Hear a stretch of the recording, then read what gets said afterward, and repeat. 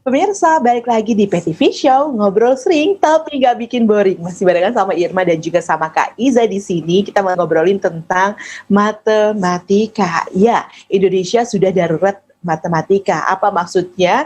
Yakni bahwa banyak sekali masyarakat Indonesia tentunya diukur melalui riset itu sendiri begitu ya, yang nampaknya sangat minim dalam hal hitung-hitungan. Nah, nanti apa dampaknya kemudian ketika kita terus-terusan menjadi satu negara dalam kondisi darurat matematika? Saya pikir ya, kalau menurut aku nih, ketika kita tidak bisa untuk mempelajari matematika itu sendiri, maka pola pikir kita juga akan terhambat. Karena matematika itu kan seperti mencari solusi, seperti mencari jawaban gitu ya, mencari jawaban yang pasti, tapi dengan berbagai macam cara. Dan saya pikir di sanalah tempat kita, dan itu juga menjadi sekaligus wadah bagi kita untuk bisa lebih berpikir kritis, sehingga kita harus bisa melawan keadaan kondisi darurat matematika ini.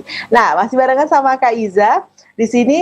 Tadi aku udah kasih tahu nih pendapat aku tentang kalau kita terus dalam kondisi darurat matematika. Kalau menurut Kak Iza, bagaimana kalau kondisi darurat matematika ini terus berlangsung sampai masa depan nanti? Silakan Kak Iza. Itu yang pasti sangat berdampak buruk ya bagi masa depan pendidikan Indonesia, Kak Irma. Ya, karena matematika itu juga salah satu pelajaran yang memang jadi tolak ukur pendidikan di dunia, ya. Karena kemarin juga saya lihat di internet, memang di tahun 2018 Indonesia urutan kedua, tapi dari bawah, Kak Irma. Yeah. Urutan kedua dari bawah ya untuk pelajaran matematika. Nah, memang dampaknya sangat buruk sekali Pak, pasti ya, untuk bukan hanya jenjang pendidikan bukan hanya untuk satu jenjang saja, mungkin akan berdampak ke jenjang yang lebih tinggi lagi ya, sampai ke perguruan tinggi. Nah, bagaimana menyikapinya Kak Irma? Mungkin di sini kita harus ada kerjasama ya, antara pemerintah dan juga para pendidik ya terutama. Bagaimana sih solusinya agar Indonesia bisa merubah peringkatnya, bahkan bisa lebih baik lagi ya, bisa naik peringkatnya, biar tidak menjadi urutan kedua dari bawah gitu Kak Irma. Betul.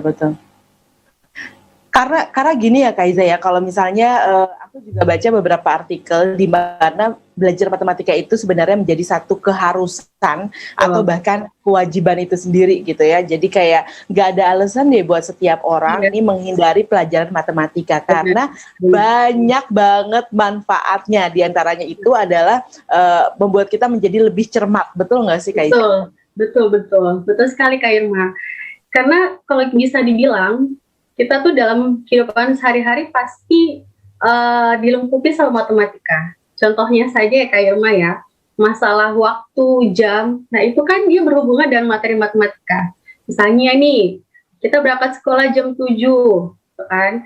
Sampai sekolah misalnya jam 8. Nah, berapa jam perjalanan? Nah, itu sebenarnya secara tidak langsung, itu tuh kita lagi belajar matematika di situ Kak Irma. Mungkin ada beberapa kita nggak tahu aja, kita nggak ngeh aja dari situ Kak Irma kan. Kita tidak menyadari secara langsung, padahal seluruh aktivitas kehidupan kita ini berkaitan dengan matematika. Yes, karena tadi selain membuat lebih cermat, seperti yang Kak Iza sampaikan juga gitu ya, membuat kita lebih teliti, juga sebenarnya banyak manfaat-manfaat dari belajar matematika itu sendiri. Karena ilmu matematika ini adalah satu ilmu pokok gitu ya, ilmu yang harus dipelajari, atau ilmu dasar yang kemudian berkaitan dengan ilmu-ilmu yang lainnya gitu ya. Dan juga ini Kak, ada juga yang bilang kayak matematika ini banyak banget manfaatnya, diantaranya adalah kalau dalam berdagang. Nah sekarang kan zamannya entrepreneur nih, pada mau jadi pengusaha. Kalau nggak pintar matematika, gimana caranya? Ya itu bisa rugi Kak. Bisa rugi. Jadi kalau ditanya misalnya uang kembalian, nah kalau misalnya dihitungnya lama kan ketahuan tuh ilmu matematikanya seperti itu kan. Nah memang seperti yang saya bilang, matematika itu sangat ada, bukan sangat ada sih. Jadi kehidupan sehari-hari kita tuh ya ruang lingkupnya tuh matematika tuh ada di situ, entah itu dalam masalah berdagang seperti tadi, masalah waktu, masalah hal-hal yang lainnya gitu. Secara tidak langsung tuh kita seperti belajar secara praktek. Nah, praktek untuk pelajaran matematika. Nah, mungkin secara teorinya kita dapatnya di sekolah nih.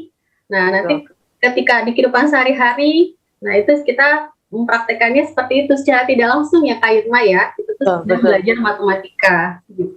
Betul banget. Nah, teman-teman, adik-adik semuanya jangan takut lagi sama matematika. Ini kayaknya harus diajarinnya sama Bu Guru Iza nih ya, supaya nggak ada yang takut lagi sama matematika. Tapi Kak Iza sendiri, ini balik lagi ke pengalaman Kak Iza gitu ya, untuk mempelajari matematika itu sendiri. Pernah nggak sih sebenarnya Kak Iza itu buruk juga dalam nilai matematika misalnya, tapi kemudian lama-lama bangkit dan akhirnya bisa menjadi seorang guru?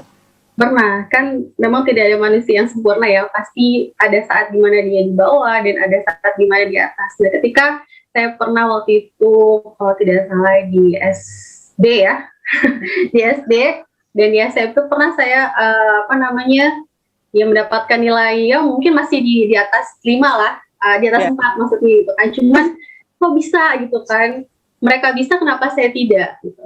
Itu prinsip saya, mereka bisa kenapa saya tidak. Makanya saya berusaha gimana sih caranya. Akhirnya ya pertama ya, kalau dari saya pertama kita dekati gurunya. Dekati gurunya. Jadi kita sampaikan apa sih kesulitan yang kita hadapi selama kita belajar matematika. Nah, memang sebagai pendidik kita harus bisa membaur kepada anak-anak ya. Jangan sampai cap guru killer itu khusus untuk guru matematika ya. Karena dari zaman dulu tuh matematika tuh guru matematika adalah guru killer ya. Jangan sampai seperti itu untuk zaman sekarang tuh kayaknya udah nggak berlaku kayaknya Kak Irma ya. Betul, udah nggak berlaku. Nanti yang ada malah siswa-siswanya kabur semua. Udah nggak usah dipelajarin aja, selesai. Betul. Benar, makanya kita sebagai pengajar atau pendidik juga kita harus memberikan solusi sama anak-anak. Apa sih kesulitannya? Ya, kalau bisa kita yang menawarkan diri. Nah, kalau saya ini pengajar ya, saya menawarkan. Jadi ketika saya mengajar nih Kak Irma, coba anak-anak sudah paham belum? Gitu. Kalau belum paham, coba ada yang mau bertanya, coba kesulitannya di mana gitu. Jadi saya menawarkan. Kadang-kadang kan anak-anak tuh pada takut ya. Betul. Kan, takut bertanya. Makanya saya tanya satu-satu, kamu sudah bisa belum? Kalau belum, di mana? Nah, saya jelaskan ulang untuk Kak Irma. Ini sampai mereka paham betul materi atau konsep yang diajarkan.